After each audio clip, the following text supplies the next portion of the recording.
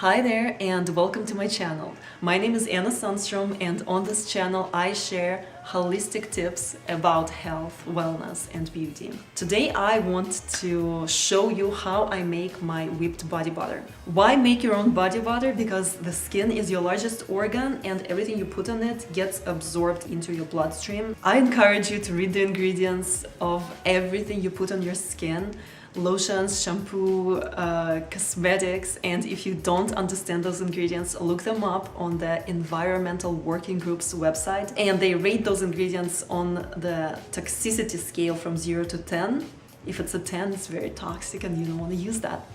So in this lotion, we're only going to use very natural, super duper natural ingredients, just the butters and nothing else, no absorption enhancers. So many lotions have that stuff and that's why it gets absorbed into your skin completely, leaving your skin not greasy, and that's not going to be the case with this stuff. You will see how it will get absorbed pretty well because your skin is thirsty for those nutrients, but then you will feel how there is this oil residue that will get absorbed completely eventually. So let's get to it. I can't wait to tell you everything and show you how I make it.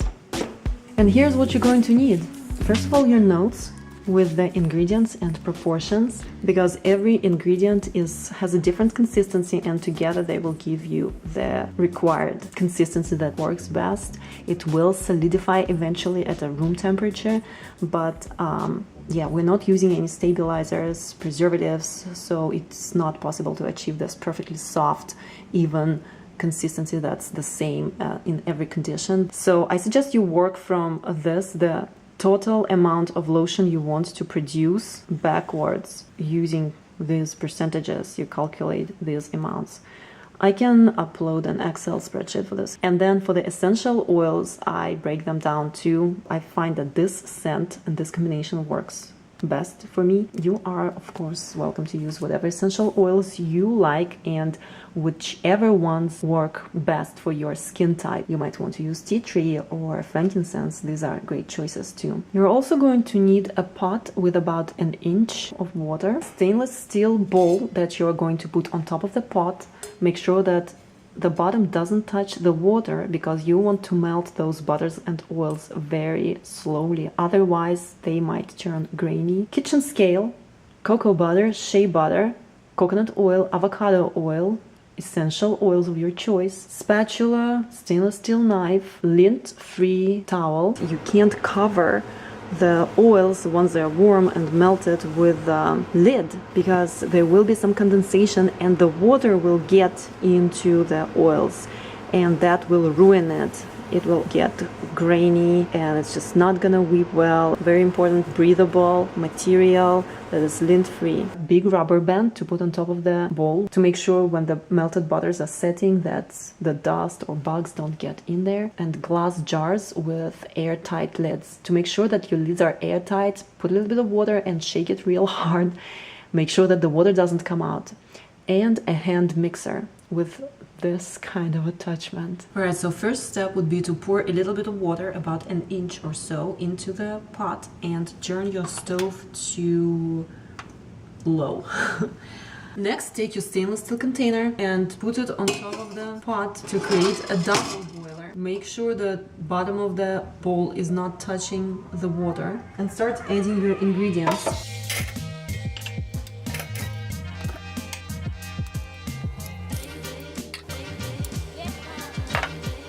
Add every ingredient apart from the essential oils. Of course, you can experiment with the ingredients and use mango butter or corn butter, beeswax, and now just be patient and let it melt super slowly. You can break bigger chunks into smaller pieces, that will help, and stir it occasionally. Make sure that not a drop of water gets into this concoction.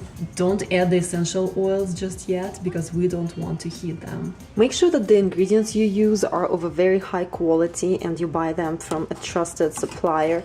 Read the reviews, and I like to buy unrefined shea butter, golden African shea butter from Ghana. Oh, those cocoa butter chunks are so tough, I can't even break them without making a splash. Yeah, you can tell, so this guy here has a much higher melting point than coconut oil, obviously, and shea butter is somewhat in between. All of them melt at your body temperature, but cocoa butter is the most stable, and it's also very nourishing. All of those properties is why we want it in our lotion. Good cocoa butter is not easy to find. You want it to be edible, you want it to be food grade, because there should be nothing else in this butter apart from cocoa butter. And that's the butter that you can use to make chocolate. And yes, every one of those ingredients is going to have a distinctive smell of its own. So don't expect your lotion to have this perfect,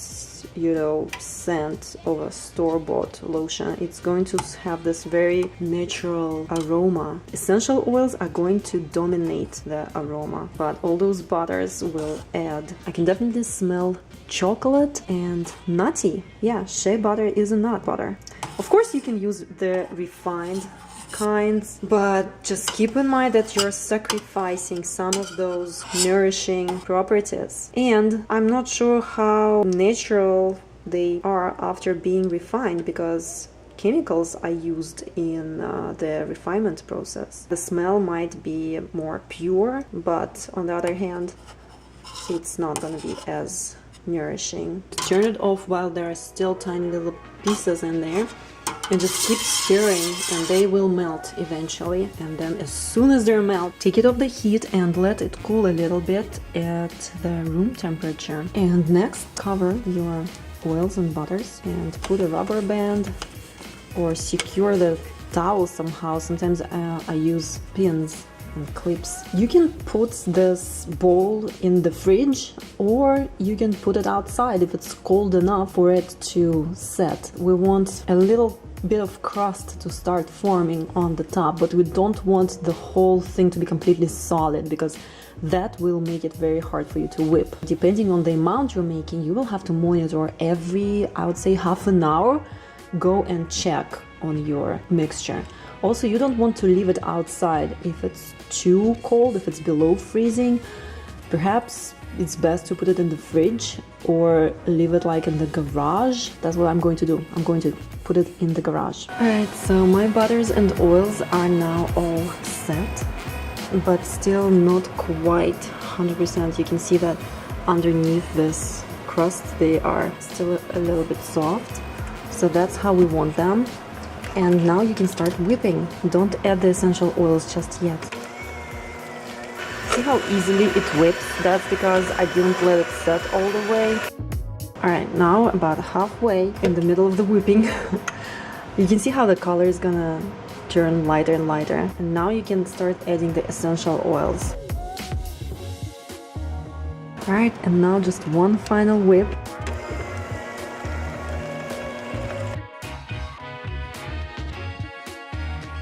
Now scrape down the sides. You see how there are these darker yellow spots? This is where it hasn't been whipped, and you don't want that. You want everything to be evenly whipped. So really try and scrape down those little bits, and even on your mixer, those unwhipped darker yellow little bits, you will feel the difference when you will be applying the lotion. They will be harder, and you don't want that. Trust me.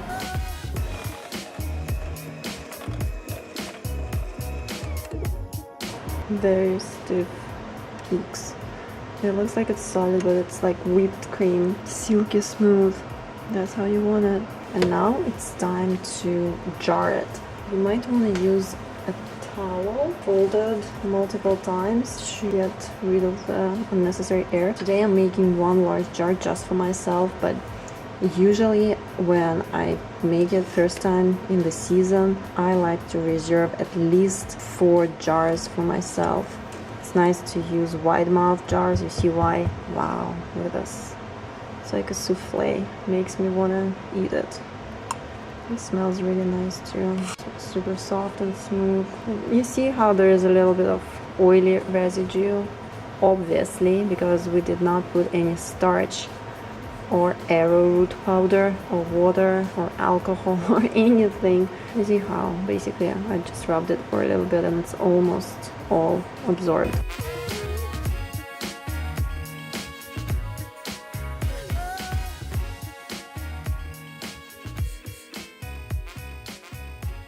And of course, last but not least, don't forget to apply a sticker with all of your ingredients. Just make a handwritten sticker or even write it with a marker, permanent marker, on top of a lid. And there you have it, your own super duper natural whipped body butter. You can also use it for your hair, before you wash your hair, even after you wash your hair. Check out my Instagram account and my blog. Subscribe to my channel for more videos like that. Alright, that's it. I hope you enjoyed this little tutorial and hope you're gonna love your lotion. Hope you're gonna make it. Hope you find it easy enough to make and definitely worth it, because your skin knows the difference. Ever since I started using it, I can't go back. As you can see, I just keep making and giving it to all my friends and family. You can customize it, you can add shimmer to it. Check out my Etsy store. I make the gold shimmer type. I like to apply it on my shoulders and my collarbones and my legs in the summer. I also make lip balm that is all natural, made out of cocoa butter, that's unrefined, undeodorized, and smells absolutely delicious. Smells like chocolate. I wish you all the happiness in the world. Stay zen and moisturize.